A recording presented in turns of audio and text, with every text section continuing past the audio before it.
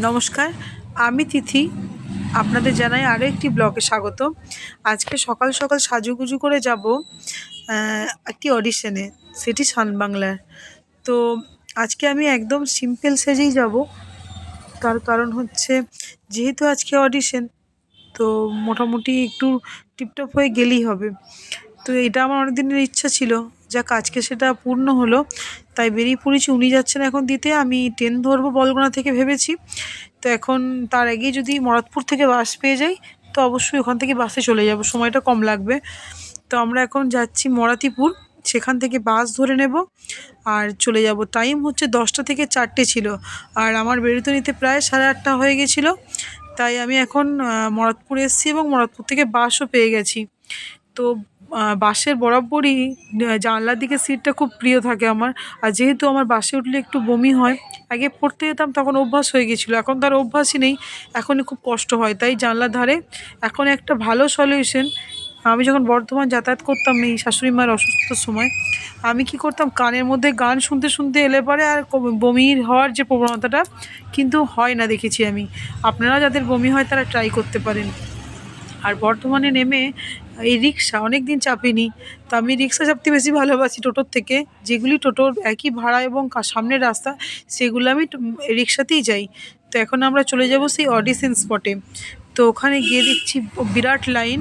আমি 105-এ, তো আমার সামনে অনেক লাইন, পিছনে অনেক লাইন ছিল। প্রায় 300 350 মেয়ে এসেছিলো।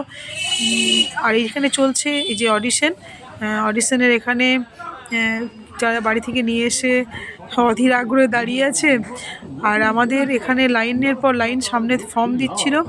তো যথারীতি আমার সেই টাইমটা এলো এবং আমি ওপরে গেলাম। ওপরে গিয়ে ওদের ছিল একটি ফর্ম ফিল আপ করার এবং একটি পাসপোর্ট ছবি দরকার ছিল। তো এখানে একজনের সাথে পরিচয় হলো। উনি হচ্ছেন আজকের রাঁধুনির অর্গানাইজার। ওনার বাড়ি দুর্গাপুর। উনি এই আজকের রাঁধুনি হ্যাংলা হেসেলে এসব প্রোগ্রামগুলি অর্গানাইজ করেন। তো ওখানে ওর সাথে পরিচয় হলো, ভালো লাগলো। আর এখানে আমি একটুখানি ফটো তুলে নিলাম, তারপরে গেলাম ওপরে। ওখানে আজকে ফর্মের মধ্যে কিছু ছিল, যেটি লেখার ছিল ফর্মটা আমার সংক্ষিপ্ত জীবনী, আমার জীবনের স্মরণীয় ঘটনা কী ছিল, এছাড়াও ছিল কি করি, তারপর ফোন নাম্বার, বাড়ি, এসবই ছিল এবং এক কপি ফটো দেওয়ার ছিল, ওটা দিয়ে দিয়েছি। আর এখানে যেহেতু রেজিস্ট্রেশন হয়ে গেল, তারপরে কিছুক্ষণ অপেক্ষা করতে হচ্ছিল। ওই 20 জন করে ডাকছিল। আর যেখানে অডিশন হচ্ছিল সেখানে কিন্তু 1জন করেই যেতে পারছিল। তো যথারীতি আমার সেই সময়টা এলো এবং আমাকে ডাকলো। সবাইকে বিভিন্ন ফর্মে কী লিখেছেন জিজ্ঞাসা করছিল। তো আমি যাওয়াতে আমাকে দেখি প্রথম বলল, বাপরে হাইট! তো আমি নমস্কার বলেই গেলাম এবং ওনারা বলছিলেন যে এরকম নাম বান্টি। বান্টি কেন? হয়তো ছেলেদের নাম। যাই হোক, এই যে একটি চেস্ট নাম্বার দিয়ে দিয়েছিল। তো ওগুলোকে আমি এই যে চিঠিয়ে নিয়েছিলাম। আর তারপর জিজ্ঞাসা করলো যে আপনি কি ভালোবাসেন এসব গাড়ি টাড়ি। আমার যে গাড়ি চালানো বা টোটো চালানোর ভিডিও দেখালাম, ওগুলো ওনারা দেখতে চাইছিলেন। বললো, দেখাতে পারবেন? ফটো আছে? আমি বললাম, হ্যাঁ ভিডিও আছে, দেখাবো। তো যথারীতি ফোনটা বাইরে ছিল, নিয়ে গিয়ে দেখালাম এবং অডিশন খুব ভালো হয়েছে। উনি জিজ্ঞাসা করলেন কলকাতা সিলেক্ট হলে আর যেতে পারবেন, বাড়ির লোক নিয়ে যাবে? বললাম হ্যাঁ। আর তারপর আমরা চলে এসেছিলাম বাইরে রামপ্রসাদে, ওখানে গেছিলাম একটু কোল্ড কফি।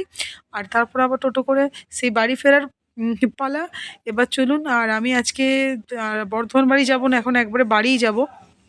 আর বাড়ি থেকে যাব দোকানে, তখন দোকানে আছে এই ভিডিও, কিছু সোয়েটারে ভিডিও করতে হবে। তো আপনাদের ব্লগটি কেমন লাগলো জানিয়েন। নমস্কার, ভালো থাকবেন।